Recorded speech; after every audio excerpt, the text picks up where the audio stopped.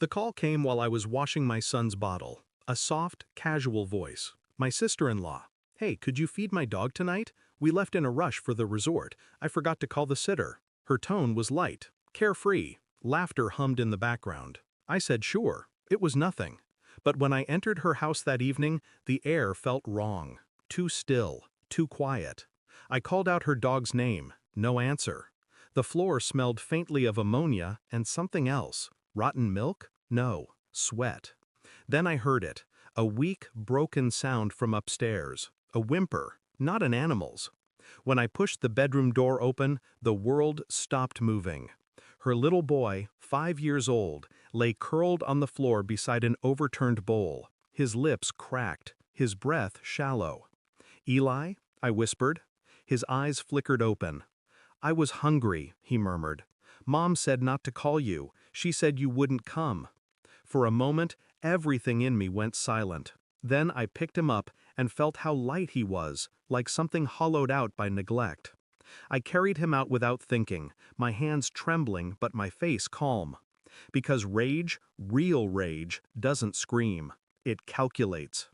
At the hospital, the nurse asked how long he'd been starving. I didn't answer. Eli just looked at me as if waiting for permission to fall asleep. When the IV dripped into his arm, I finally called my brother. He laughed when he picked up. "You're kidding. He's at the neighbor's, right?" I said nothing. I let silence stretch until it became an accusation. He hung up. That was the moment I realized something deeper than negligence. Something planned. The doctor said he'd survive. Severe dehydration, malnutrition. He'd been locked in that room for days. Days. I remembered her voice on the phone, bright, cheerful, the sound of waves in the background. "Feed my dog." That was it. No mention of her son. A message wrapped in deception. My brother and his wife had been trying for years to have a child. He wasn't supposed to know the truth about Eli. Only she did. And I had kept her secret. Once. But now I wondered, why protect someone who could abandon her own son like that? That night, as Eli slept, I sat beside him and scrolled through her social media. Pictures from the beach, smiling faces, her hand resting on a man's shoulder, not my brother's. I didn't confront her, not yet. I wanted certainty, not suspicion. I pulled old photos, checked timestamps, traced the man's face through tagged posts and business profiles.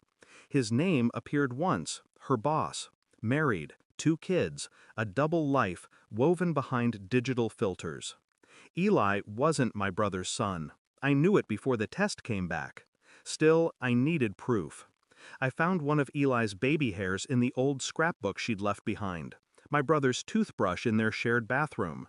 The lab results arrived 2 days later. The percentage was merciless. Zero match. I stared at the paper until my vision blurred. Not for my brother, but for the boy. He didn't deserve to carry her secrets. When I finally called her, she answered from the hotel balcony. I could hear the wind, the ocean, the laughter of someone in the background. "Everything okay?" she asked. "Everything's fine," I said. "Eli's safe." There was a pause. Too long, too loaded. "Oh," she said lightly. "Thank you." I hung up. My brother returned the next morning, panic etched across his face. He rushed into the hospital room, demanding answers. "He was locked in your bedroom," I said flatly, "while you two were on vacation." His voice cracked. "That's impossible. She wouldn't." I handed him the report, DNA results. He read the lines, his face collapsed in silence. When he finally looked at me, I could see something die behind his eyes. "I loved her," he said. "I know." He sat down beside the hospital bed, shaking. Eli stirred faintly in his sleep. "Who's the father?" he asked. I didn't answer. He didn't need to hear it from me. That evening, she returned, sun-kissed, smiling.